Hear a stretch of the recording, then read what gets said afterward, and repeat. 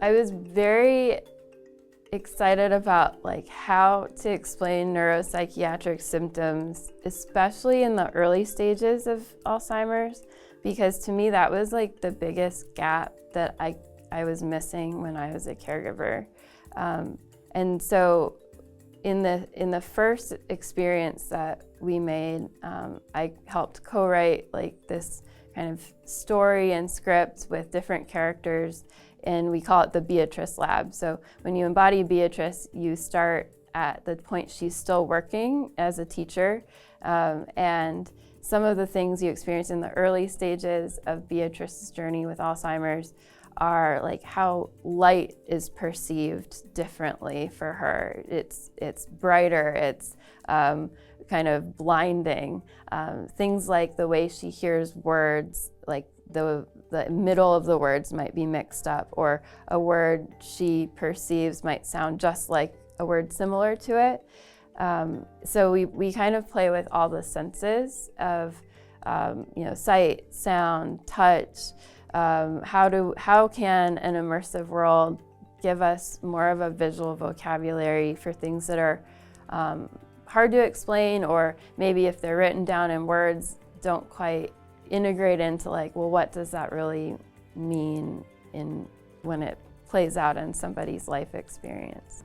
I'll give two examples. In the Beatrice experience, you embody Beatrice, and you're in one part of her story, you're in the grocery store. And so you can see your hands as Beatrice's, and you're pushing this grocery cart down the aisle, and you can see that you have a list in front of you. And in these experiences, we put some of the thoughts that Beatrice might be having. So you hear her saying like, flower, flower, and you can see you have a bouquet of flowers, and someone comes up to you that works at the grocery store and says, oh, are you looking for flour? And then as he's giving you directions, you kind of hear his words jumbled up, and it sounds like he said something kind of strange, and at the same time, like the light is kind of blinding, so it's hard to see kind of what's around you in the aisles. And then he walks off, and you hear her thoughts again, like flower, flower, and then she says, oh, I have them already. And then it kind of moves to the next scene. So it gets back to like, what is it like for someone when, with Alzheimer's, all the different parts of your brain are being impacted. So when you're following a list, it's like the executive function of your brain. It's hard to like go down a list or follow like a task with the way your brain is changing, having Alzheimer's. And at the same time, like the way you hear words is different, and the way you see visually, and those are all different like parts of your brain. So in that example, we're like putting together a few different ways that the brain is changing, and we're putting it into a scenario that, like for my mom, was so common, where she had been the most organized person in the world, loved a good list, but when she was progressing with her disease, that was something that she stopped being able to do. So one of the things that we recreated in this immersive experience that was also something that like I saw a lot in my mom's experience was that if a room got too crowded, or there were too many people talking at once or too many things going on, she would get very overwhelmed, and sometimes it would like trigger her to get agitated.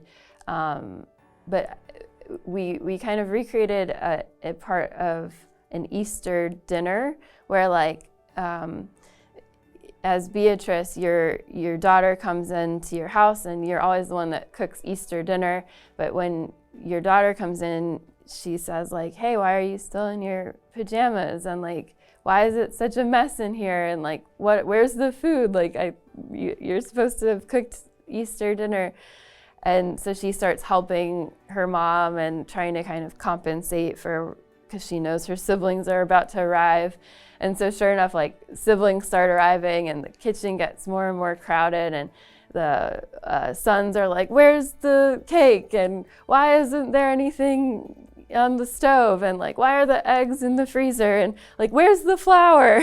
And so as like that kind of builds up, as Beatrice, you hear words more distorted, and sounds are kind of like, we could kind of recreate more of that stress and what that might feel like. And it just was like an interesting way to like take something I saw happening to my mom and put it into a context that through her perspective can give people these aha moments of like, oh, like maybe, you know, maybe the way I sound or look or something that wouldn't stress me out normally would be impacting this person in a different way.